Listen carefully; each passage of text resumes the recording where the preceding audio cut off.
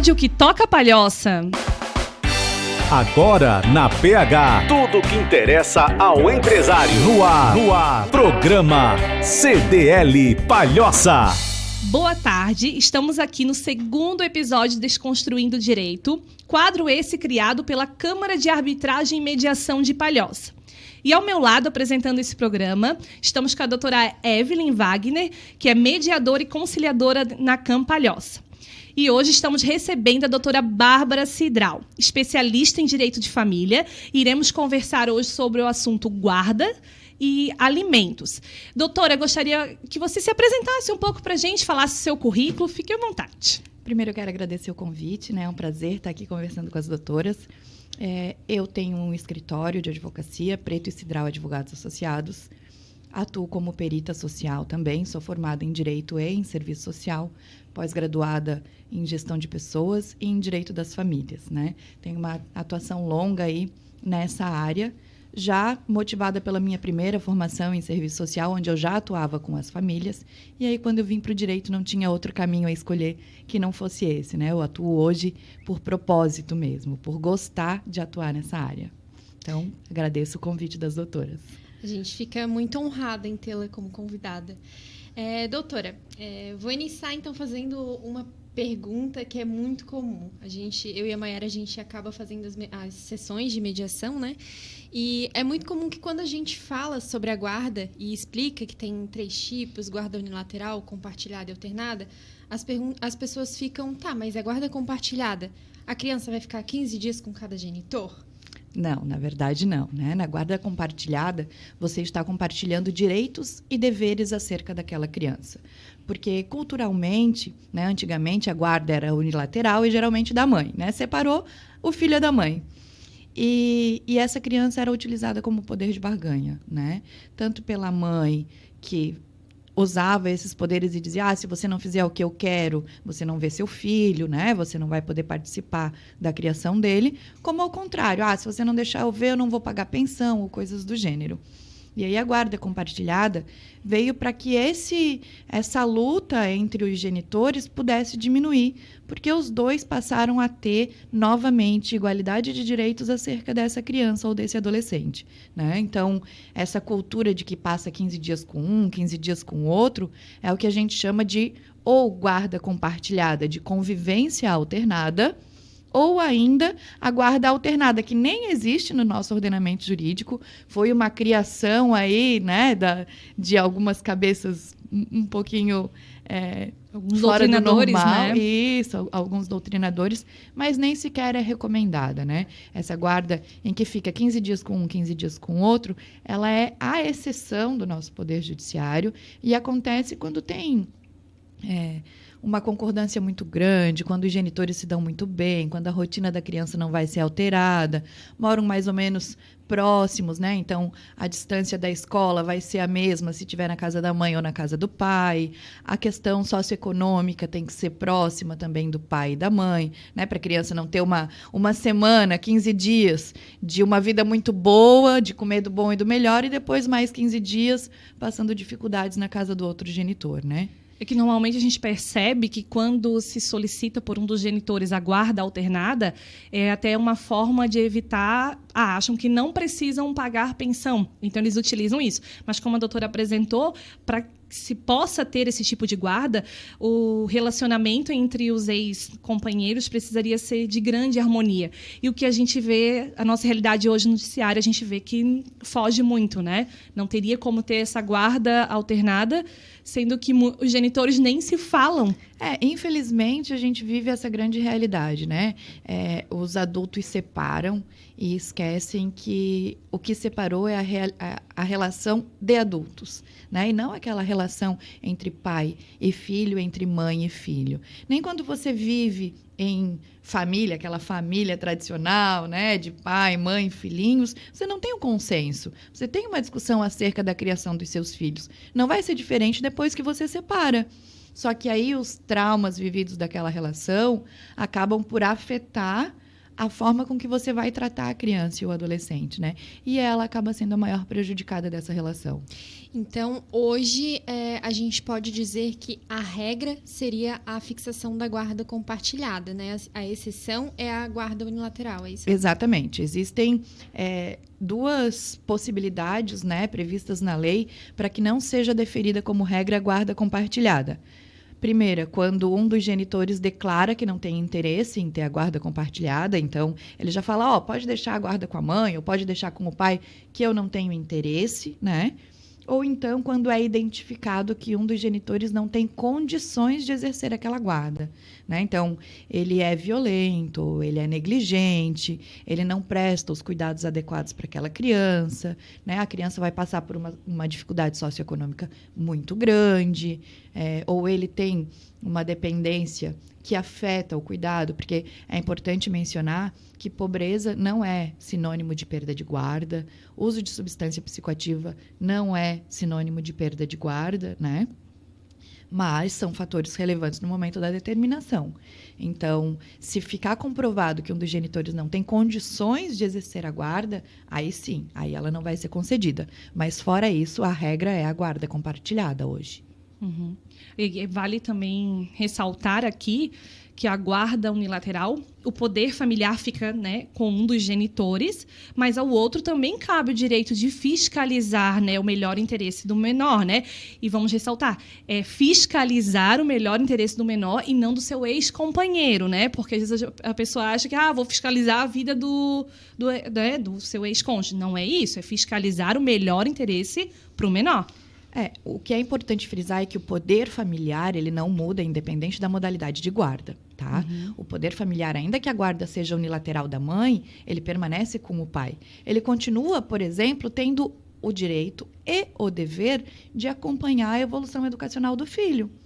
Ele continua tendo a obrigação de ir na reunião de pais, de conversar com a professora para saber como está a escola do filho. O que ele não pode é pegar o filho no final do dia na escola. Isso ele não vai poder escolher porque ele não é o guardião legal. Na guarda, você fica responsável por definir as questões rotineiras da vida da criança.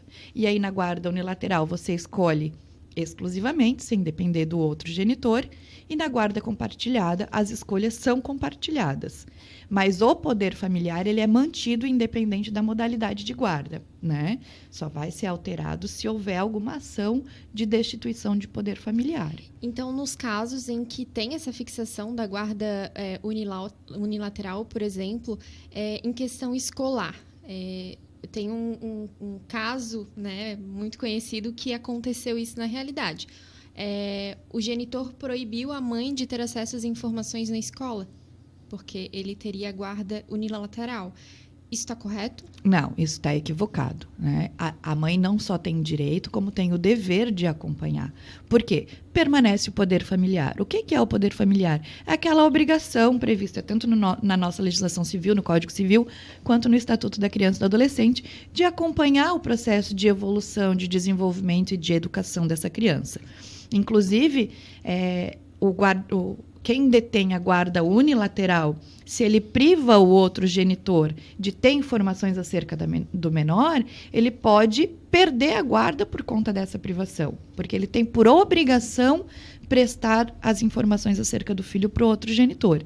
Então, se ele está impedindo essa mãe de ir na escola, de ter informações, ele está errado e a escola está errada também. A escola ela deveria saber que, independente da modalidade de guarda, sendo genitor, tem o mesmo direito. É como eu disse, vou utilizar um exemplo. Eu tenho uma cliente que tem a guarda unilateral e ela, quando matricula o filho na escola, quem tem criança pequena vai saber, você tem que fazer um documento autorizando quem pode pegar o filho no final do dia, né? Então, eu autorizo a avó, eu autorizo a madrinha, porque às vezes a mãe não pode busca uma outra pessoa.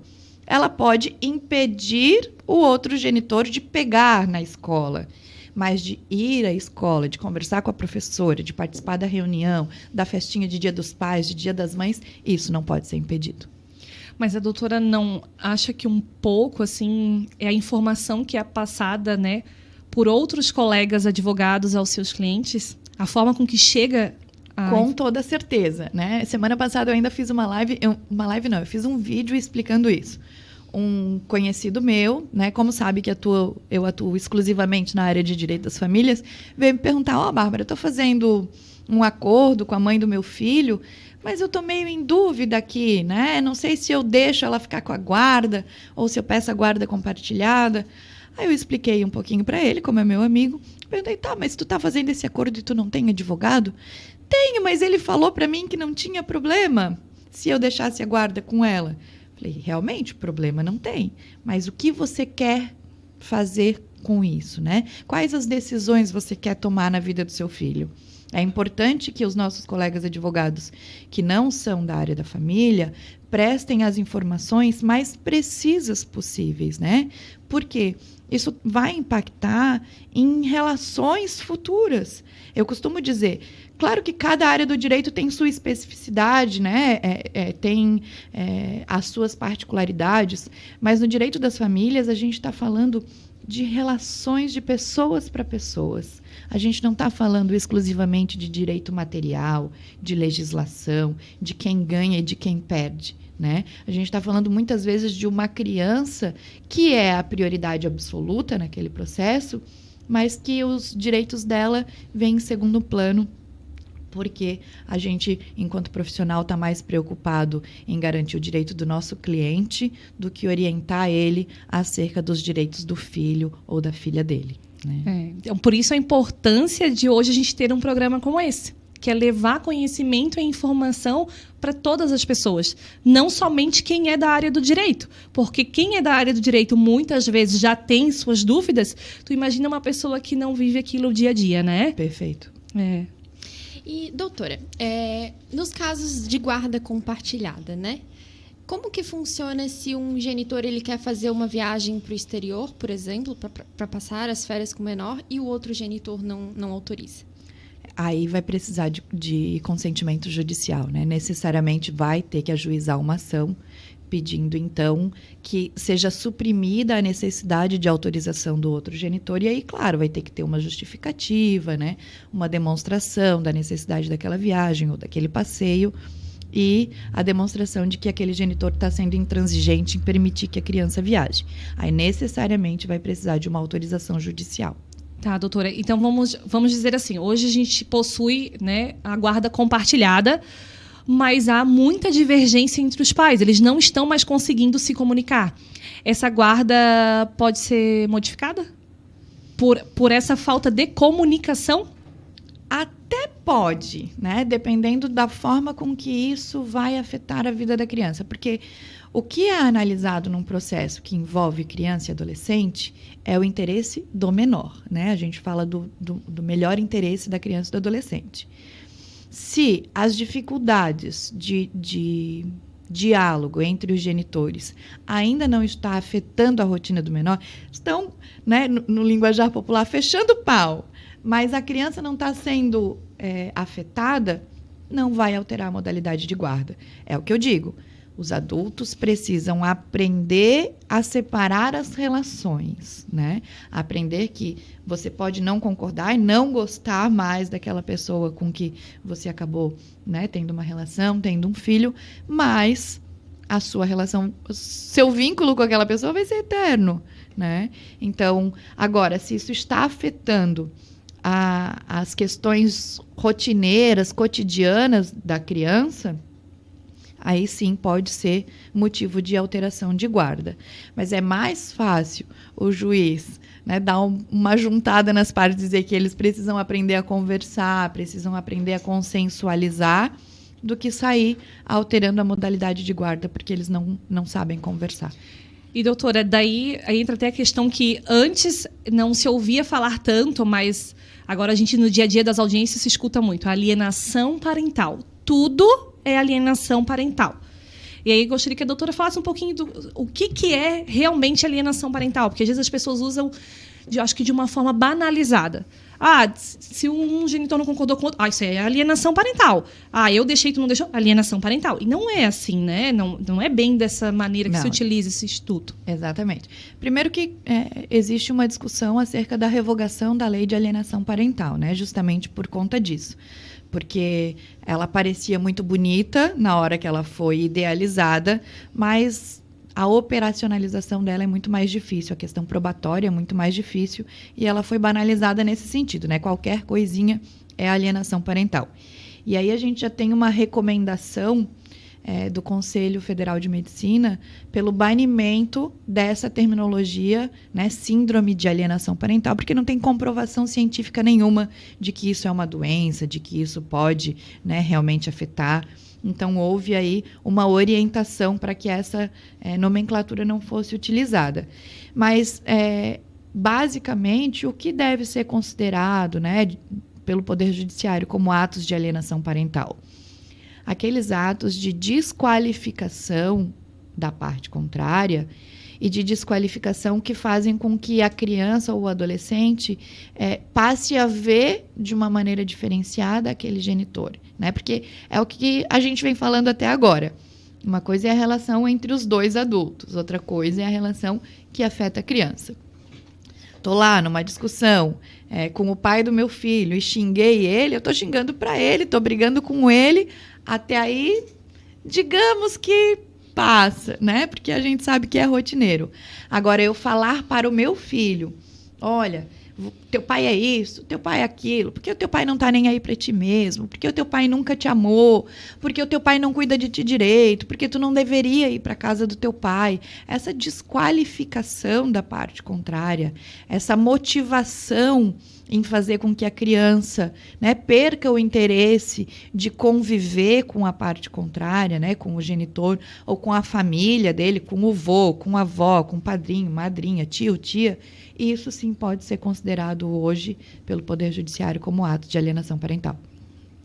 Então a gente vai para um breve intervalo e já voltamos já com a doutora Bárbara Cidral.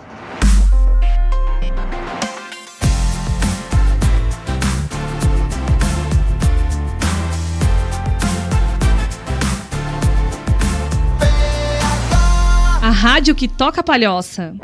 Você está ouvindo programa CDL Palhoça. Estamos de volta com o quadro Desconstruindo o Direito, junto com a doutora Evelyn Wagner, na presença da doutora Bárbara Cidral. E vamos voltar com o assunto, que é direito de família. E agora a gente vai entrar mais na esfera de alimentos. Muitas dúvidas surgem. E uma coisa que a gente sempre escuta é: a guarda compartilhada não precisa pagar alimentos, porque a gente está dividindo, compartilhando.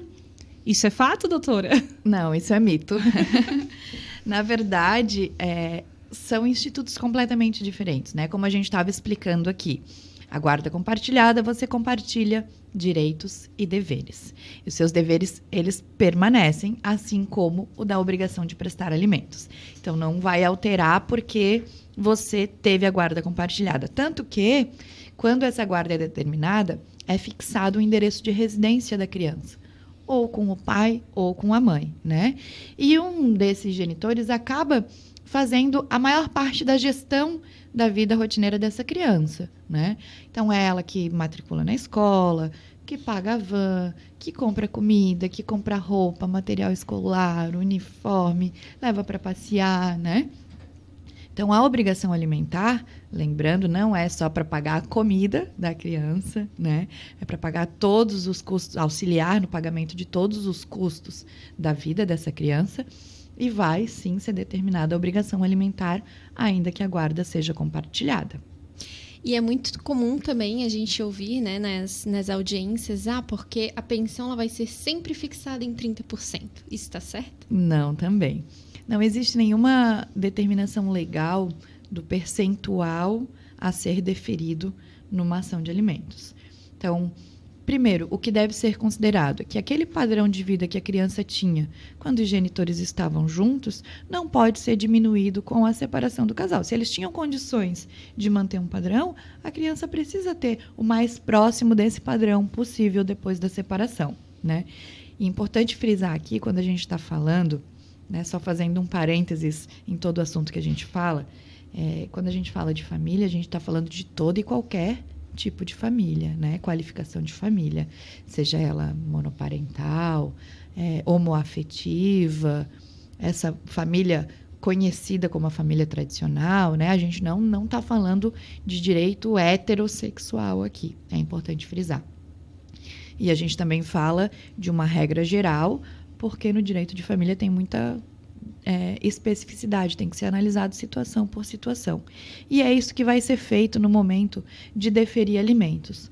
Vai analisar a condição financeira do pai, a condição financeira da mãe, a necessidade dessa criança, se esse pai e essa mãe têm outros filhos para sustentar de outros relacionamentos, né?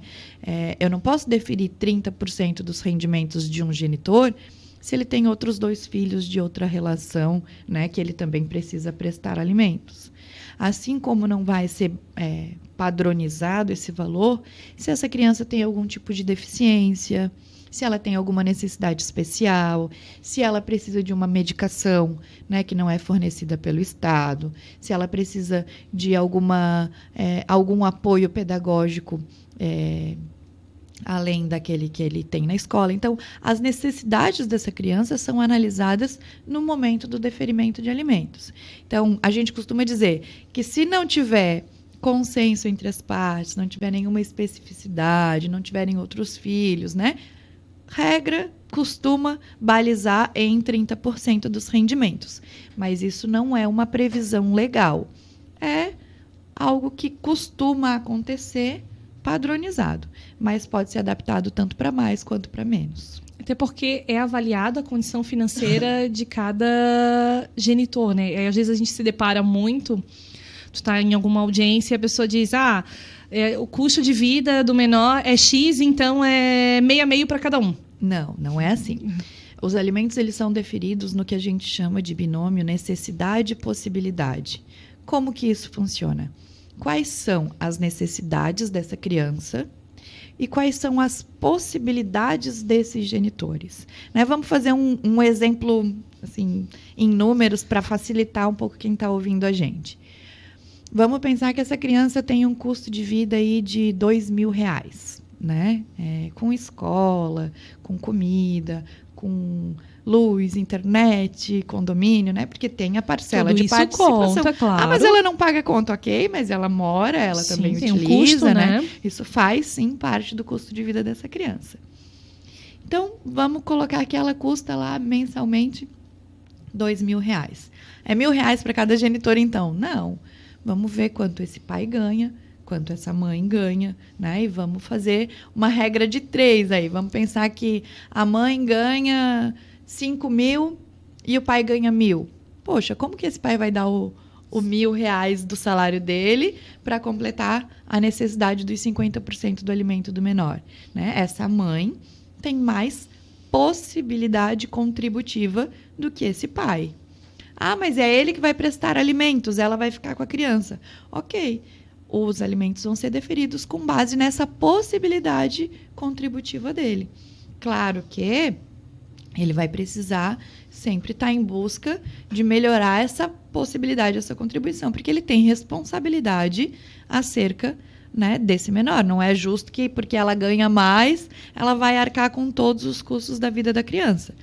Mas são sempre analisadas essas especificidades de caso a caso na hora de deferir alimentos.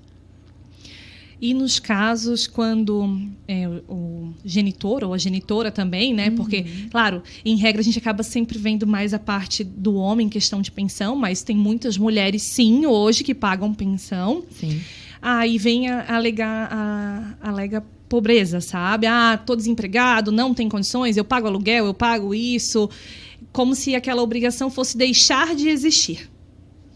Exatamente.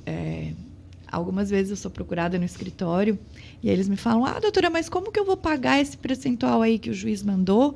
Se eu tenho que pagar aluguel, eu tenho que pagar o meu carro, eu tenho que pagar isso, eu tenho que pagar aquilo. Ok. E o seu filho? Não precisa ter casa, ter transporte, ter educação, né? O interesse da criança vem em primeiro lugar. Então, se tem que suprimir, né? Se alguém tem que passar uma certa dificuldade, me desculpe, mas é você adulto, né? Não é a criança. Primeiro, os custos da vida dela têm que ser preservados em detrimento dos seus. Então, se está passando dificuldade, vamos dar uma organizada nessa rotina, né? Essa organização financeira precisa ser realizada. Ah, mas doutora, está sendo radical, porque eu não vou ter onde morar daí. E o seu filho? Né? E isso que precisa sempre ser analisado. Sim, eu preciso respeitar as suas necessidades, mas elas não podem se sobrepor às necessidades da criança e do adolescente. E é muito comum nós vermos ainda, né, a situação de o pai, talvez, ou a mãe não ter um rendimento, né? Ele é autônomo, ou seja, outra forma de rendimento, só que está esbanjando nas redes sociais, em restaurantes caríssimos, carros, né, de luxo. O que fazer numa situação dessa? Eu brincava com meus alunos na faculdade, né? Antigamente, o jargão jurídico é tudo que você disser será usado contra você no tribunal. E hoje é tudo que você postar será usado contra você no tribunal. Por quê? Hoje, a gente tem utilizado muito nas ações de alimentos o princípio da aparência. O que significa esse princípio? Significa dizer que se você está demonstrando, aparentando ter um padrão de vida e não existe uma comprovação da sua renda, os alimentos vão ser considerados com base naquilo que você está mostrando ser, né? Você está fazendo prova contra você. Viagens, então, restaurantes caros, exatamente. Roupas de marca. Como é que você tem condições de viver tudo isso? Ah, mas eu ganhei. Poxa, mas está ganhando bastante, então está na hora de começar a ganhar para o seu filho também, né? Então, se você tem condições de viver esse padrão na rede social, dê jeito de dar esse padrão para o seu filho também.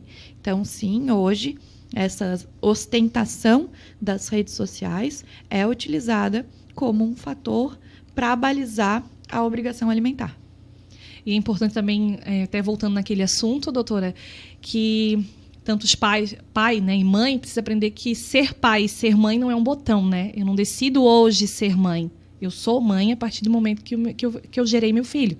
Então, é uma responsabilidade que se leva para a vida toda. E pensão não é para ex-companheira ou ex-companheiro, é para o filho. Porque o que a gente escuta muito nas falas em audiência é como se aquele dinheiro fosse estar para o outro e não para o filho. Né? Então, a gente sempre tenta até buscar em audiência trazer o terceiro, que é o menor, como se ele estivesse presente, até para que os pais tenham uma maior consciência, né? E outra coisa que a gente vê muito, assim, hoje o custo de vida está caro, né? Caro para todos, né? E às vezes e a necessidade de cada um, claro, às vezes aquele valor X, quando eu escuto, para mim pode ser, não é um valor tão alto, mas para aquele pai ou para aquela mãe e a gente tem esse entendimento. Mas para o teu filho, é aquele princípio que a doutora falou ali. Primeiro, o interesse do menor. O que muita gente não sabe é que alimentos é considerado um direito indisponível da criança e do adolescente. O que significa dizer isso? Que aquele genitor, ele não pode escolher se ele vai cobrar ou não a pensão alimentícia do outro genitor. Ele é obrigado a fazer isso, porque ele é o representante legal daquela criança, daquele adolescente que não vai poder atuar em juízo em nome próprio, né? Então, dizer que é um direito indisponível é de que eu, guardião legal, não posso dispor de um direito alheio, do direito do meu filho. Sou obrigada a requerer, justamente por conta disso. Porque esse valor é para garantir uma melhora na condição de vida dessa criança, para garantir que ela vai ter condições, né, de estudar, de se alimentar bem, de se vestir bem, de ter atividades de lazer, né? De não precisar viver uma condição dificultada porque o outro genitor não quer dar o dinheiro para a mãe ou para o pai da criança porque acha que vai usar para si, né? Então, antes de você julgar e achar que a pessoa está usando o dinheiro para ela, analise o custo de vida dessa criança, né? Analise, mas ela estuda em colégio público, doutora, então não tem custo com a escola. E o material escolar? E o aniversário do amiguinho que é feito na escola e que tem que levar presente?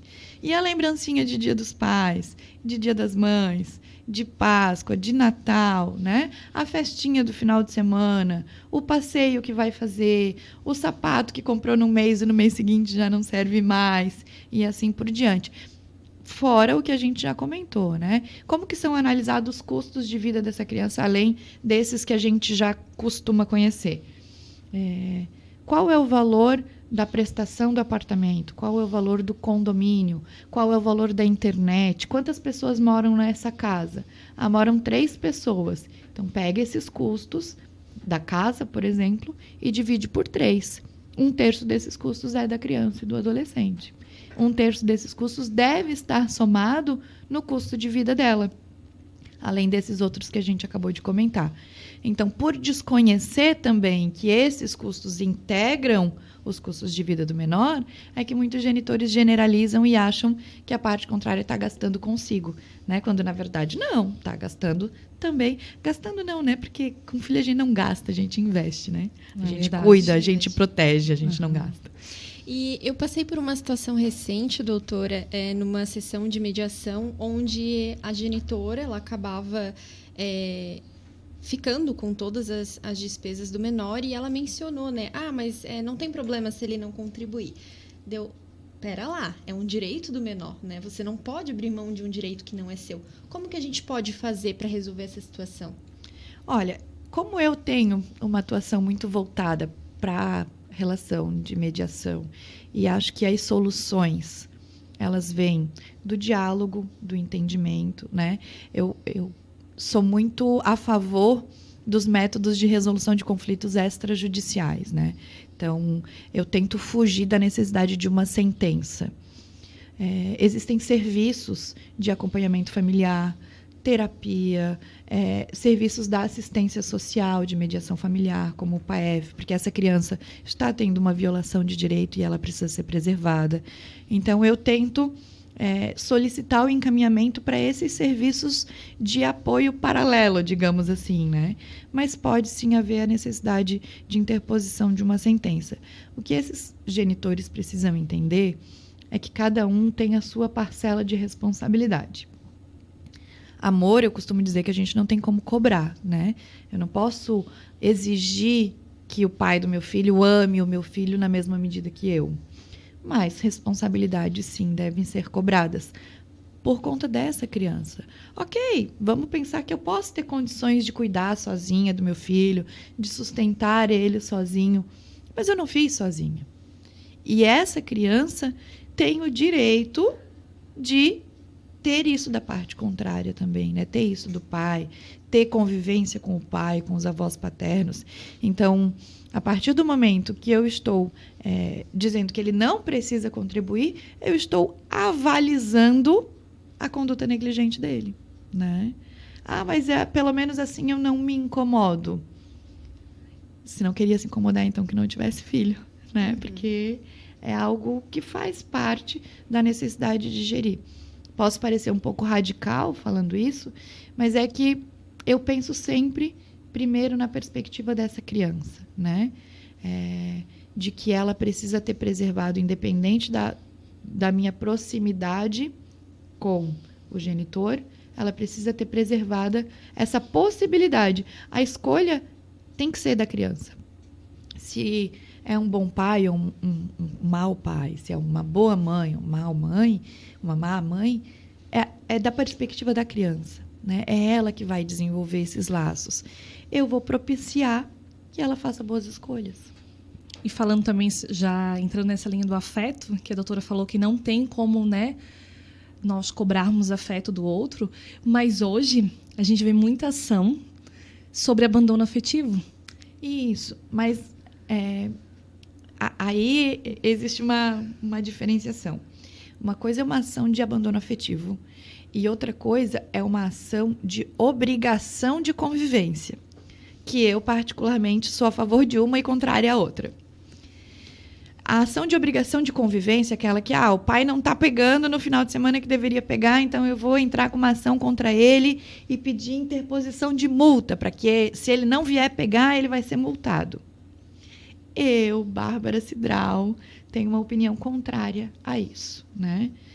Sou mãe solo, né? Tenho filho e ficaria temerosa de obrigar o pai a pegar se ele já está demonstrando que não tem interesse, né? Mas aí eu vou ter que cuidar dele sozinha? Não, você pode até querer obrigar, mas você está obrigando o seu filho a ficar com alguém que já está demonstrando que não quer estar com ele, né? A que situação você está submetendo essa criança? Obrigando ela a estar num espaço em que ela não está sendo bem-vinda. Porque se fosse bem-vinda, estaria indo. Claro, vamos analisar caso a caso. Alguns pais não pegam, né? Ou mães. A gente está generalizando porque é a grande maioria. Mas alguns pais não pegam porque querem justamente cutucar a mãe, querem provocar, não querem deixar ela sair de casa para ficar cuidando do filho. Aí, ok, né? É um bom pai, é carinhoso, mas está fazendo isso por implicância, tudo bem interpor uma ação como essa. Agora não, ele é omisso, né? Ele não demonstra interesse em estar com essa criança. Eu vou obrigá-lo a ficar com meu filho? Eu teria medo. Eu passei por uma situação dessa, doutora, e aí eu olhei para a parte e eu disse, mas eu não consigo te entender aonde você quer chegar. Ele já deixou claro que não quer ficar, você insiste. E eu lembro que na época era uma menininha que não devia ter 2 anos ainda. E ela é uma menina de 2 aninhos. E tu queres obrigar ele a pegar ela? E aí, claro que envolve um pouco de sentimento, porque eu também sou mãe. E na hora não tem como não pensar, se preocupar. A gente fica dividida porque, assim, também não é justo com essa mãe, né? Ela, porque o pai não quer, então ela vai assumir tudo, vai passar a cuidar exclusivamente da criança e ele vai só pagar pensão e tá tudo certo, e toda a rotina, todo o peso da criação, do cuidado de um filho ficar sobrecarregado em cima dessa mãe. É injusto, né? E se essa mãe também não quisesse? Essa criança ia ter que ir para uma unidade de acolhimento, né? Para uma ação de destituição do poder familiar. Então, é tudo muito sutil a análise de situações como essa. Mas por isso que eu saliento, né? Minha opinião particular, minha opinião agora como mãe e não como advogada, eu ficaria temerária em obrigar o pai a pegar uma criança que ele já demonstrou que não quer. Porém, em relação à ação de abandono afetivo, aí eu já acho que é diferente, né? Doutora, vamos para um breve intervalo e a gente já volta nesse ponto aí.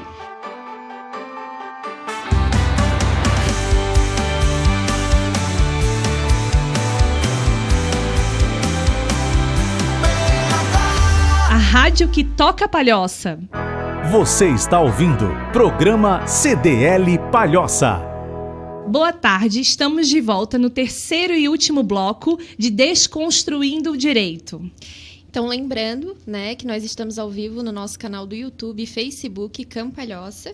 E para você que perdeu, né, se tiver interesse em assistir o podcast, nós estamos no Deezer e Spotify também, no Campalhoça. Voltando então, doutora, né, a questão do abandono afetivo. Isso, eu estava falando que essas ações eu já sou um pouco mais favorável, porque o abandono afetivo, ele gera um impacto na vida dessa criança, né? Ele gera a necessidade dele viver afastado de uma relação familiar, de uma relação de parentesco que foi privada. E muitas vezes gera trauma, né? Eu já tive situação em que foi ingressada com a ação de abandono afetivo porque aquela criança tinha vergonha de preencher na escola, né, de assinar o nome com o sobrenome do pai, né? Queria tirar o sobrenome do pai, tinha vergonha. Os amiguinhos tinham o pai vindo buscar no final do dia na escola e ele nunca teve. Ele não queria participar dos eventos de Dia dos Pais na escola. E aí foi criando uma série de traumas, desenvolvendo uma série de dificuldades por conta daquela ausência, né? E aí isso a gente não tem como negar. Essa mãe colocou o filho na terapia, acompanhou, deu todo o apoio, todo o suporte que ela poderia dar para aquela criança. Só que ela não pode suprimir a ausência do pai na vida daquela criança. E aí, se ele não foi responsável afetivamente pelo filho que ele colocou no mundo, então que ele, no mínimo, vá pagar por essa ausência na vida, né? Ele faça uma reposição material por todo aquele abalo psicológico, aquele abalo moral que ele gerou no desenvolvimento do filho dele. E voltando agora na questão da pensão, às vezes as pessoas têm dúvida, doutora, quando completa 18 anos, eu não preciso mais pagar pensão. Decidi, não vou mais pagar pensão. Fez 18 anos. Não é assim, né? Primeiro que, em qualquer hipótese em que você achar que você pode parar de pagar a pensão, vai precisar ingressar com uma ação de exoneração de alimentos, né? Você não pode, completou 18 anos, parei de pagar. Se tu começares a parar de pagar, daqui a pouco vem outras 2 ações aí de cumprimento de sentença, vai, né, ter prisão decretada, vai ter bem penhorado, porque tu não está pagando pensão e achou que podia parar de pagar. Então, precisa ingressar com essa ação quando você entende que chegou o momento. Mas não é porque completou 18 anos que automaticamente para, né? Se esse teu filho, ele ingressou no ensino superior, está na iminência de ingressar no ensino superior, está fazendo faculdade, você só vai ter cessado a tua obrigação quando ele se formar. Ah, mas e se ele reprovar? Você vai precisar acompanhar a evolução educacional dele. Precisava já estar acompanhando há muito tempo, né, para que esse tipo de situação não ocorresse. Mas ainda que ele reprove, ele não vai ter suprimida a pensão alimentícia por conta disso. E nos casos de filhos com necessidades especiais? Essa exoneração tem algum momento que ela termina ou ela continua? Aí funciona também como a questão do ensino superior, né?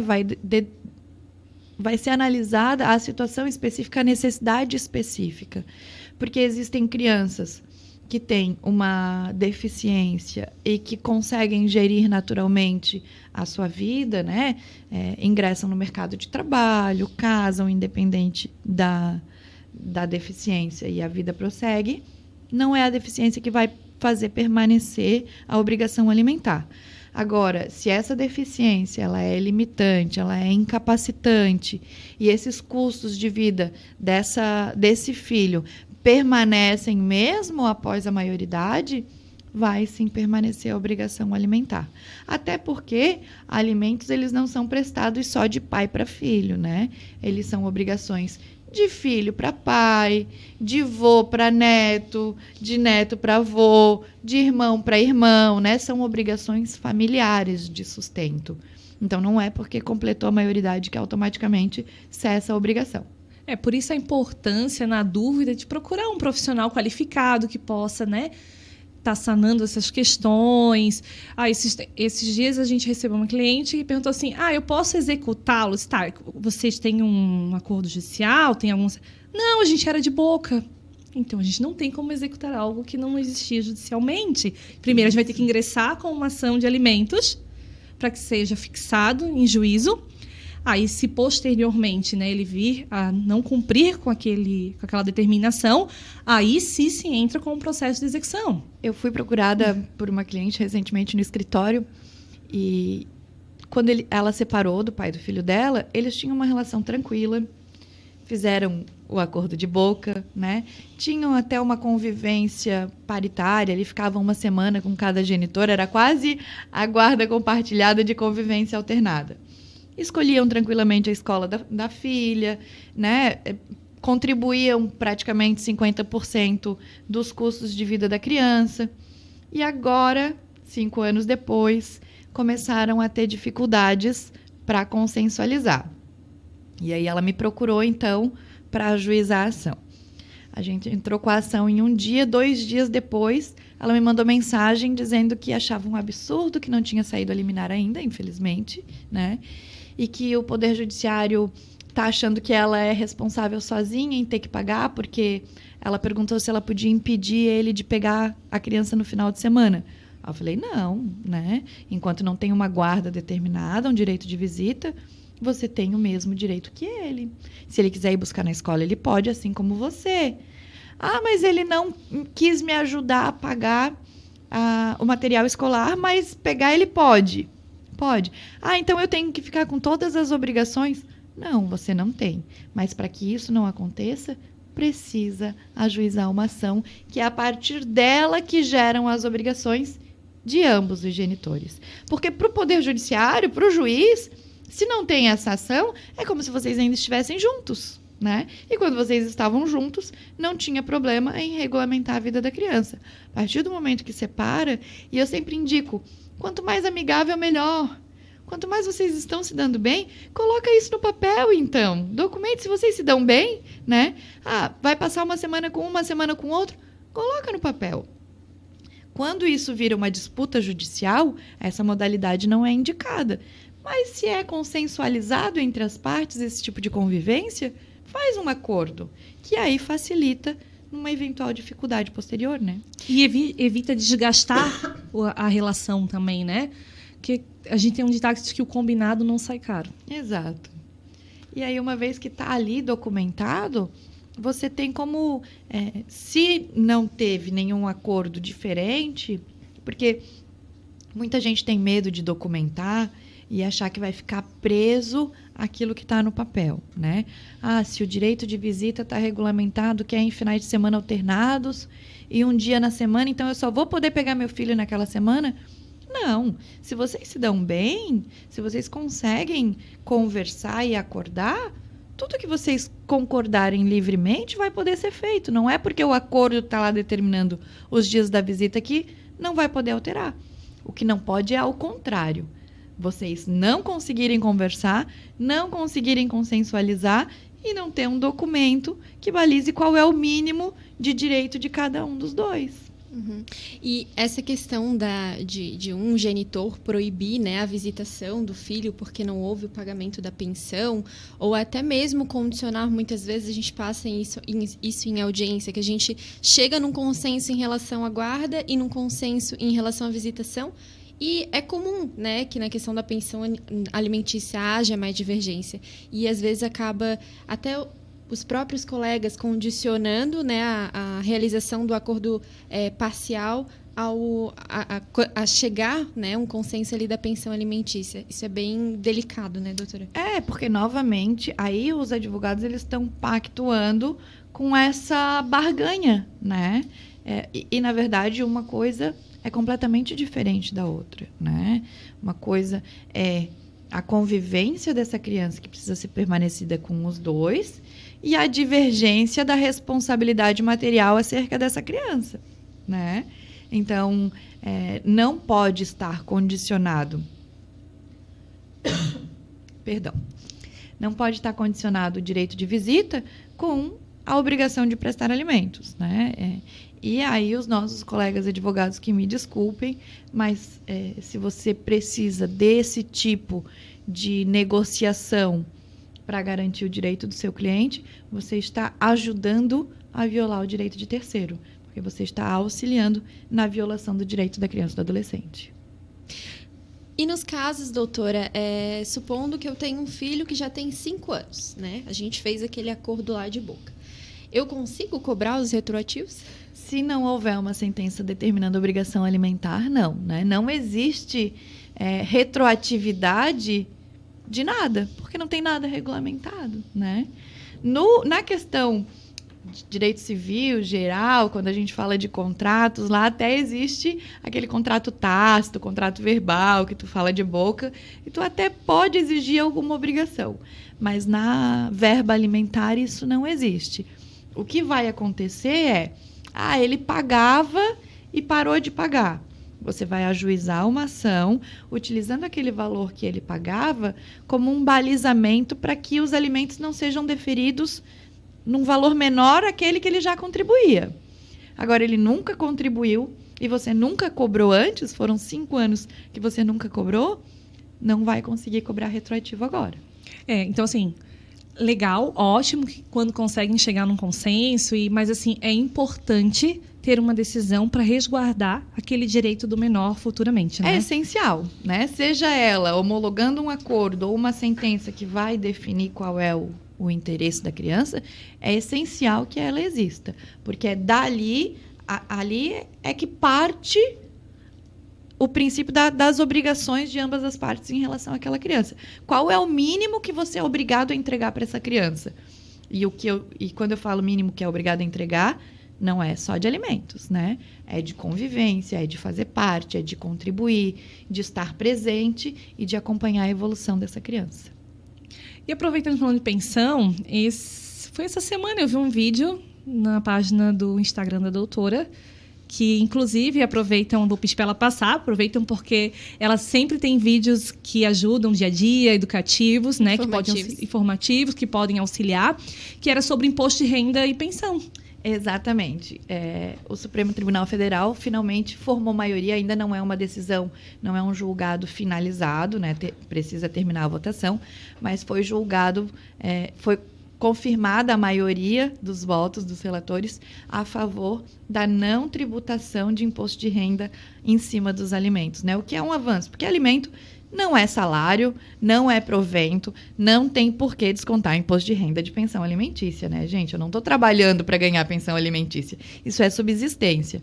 Então, tudo nos leva ao indicativo de que não vamos mais precisar pagar imposto de renda sobre pensão alimentícia. Mas, para quem quiser conhecer um pouquinho mais da área de direito de família, me segue no Instagram, @BárbaraCidral. Eu estou sempre compartilhando conteúdo, né? Sempre explicando um pouquinho dessa realidade, dessas dificuldades. Pago pensão, não pago pensão, guarda compartilhada. É 15 dias com um, é 15 dias com o outro, né? Questões específicas dessa área do direito das famílias. Tem uma dúvida, me manda lá, eu produzo um vídeo, respondo a tua dúvida lá na minha rede social. Então, quem quiser conhecer um pouquinho mais, @BárbaraCidral. Hoje a doutora Bárbara é presidente da Comissão de Direito e Família aqui da subseção de Palhoça. E ela está com um projeto lindo, junto com a Comissão de Mediação e Conciliação. E aí eu gostaria que você falasse um pouquinho desse projeto agora, doutora. Exatamente. Tive a felicidade de assumir a presidência da Comissão de Direito das Famílias, né? Já vinha de uma atuação na OAB, eu era presidente da Comissão de Direitos Sociais, né? Como eu falei, essa questão de serviço social e de direito de família me acompanha há muito tempo. E aí agora a gente está com um trabalho de tentar otimizar um pouco a morosidade do Poder Judiciário, porque a nossa vara da família da comarca de Palhoça está sobrecarregada, tem muitos processos vinculados a essa vara, né? O nosso juiz da vara não dá conta de dar encaminhamento para todos esses processos. Então, a OAB, em parceria com a CDL, né, com a CAM Palhoça, está com um projeto de audiências de mediação, de conciliação, de mutirões de conciliação, para que a gente possa, ao mesmo tempo, dar vazão a esses processos e mostrar a importância da solução extrajudicial aí de conflitos, né? Esses métodos alternativos de solução de conflitos, que, como a gente falou antes, na questão familiar, é muito mais efetivo quando as partes participam da solução, chegam a um consenso, do que quando é determinada uma sentença aí de cima para baixo e ela simplesmente tem que cumprir, né? Eu costumo dizer para os meus clientes, um bom acordo só é bom quando é ruim para as duas partes, quando os dois precisam ceder, quando os dois precisam aprender que para chegar num acordo não vai ser exatamente nos termos que você queria. Mas se você correr o risco da sentença, pode ser pior. Né? Não é sobre ganhar ou perder, é sobre seguir, né? Exato. É o que a gente sempre fala em audiência. E ninguém melhor para tomar uma decisão do que os partes envolvidos. Exatamente, porque eles que conhecem a criança, eles que conhecem o filho, eles que sabem da rotina, eles que sabem das suas capacidades, das suas limitações. O juiz, ele vai julgar com base numa análise muito superficial. Por mais que seja deferido estudo psicológico, estudo social, eu faço perícia social também, né? Eu atuo como perita social, eu sou nomeada em processos para atuar como perita social. Quando eu não estou como advogada, eu estou como perita. E a gente, ainda que tenha estudado para fazer esse tipo de documento e juntar um estudo social, um parecer em um processo, ainda assim é superficial, né? Porque é derivado de 1, 2, 3 visitas domiciliares. Você não vai conhecer a realidade familiar em tão pouco tempo. Então, o ideal é que as partes possam, sim, contribuir para a solução do conflito. Estamos chegando aos últimos minutos do programa Eu gostaria muito de agradecer sua presença aqui, doutora. Né? Foi enriquecedor, né? Compartilhar conosco seu conhecimento. É sempre um prazer, né, estar ao lado da doutora. A gente já vem aí das nossas relações, né, entre as comissões. Então, muito obrigada, né, por Eu que fazer agradeço, parte. né, o convite, a confiança e cada vez mais estar próxima dessas doutoras que tanto inspiram a gente aí na atuação profissional. Obrigada. Obrigada.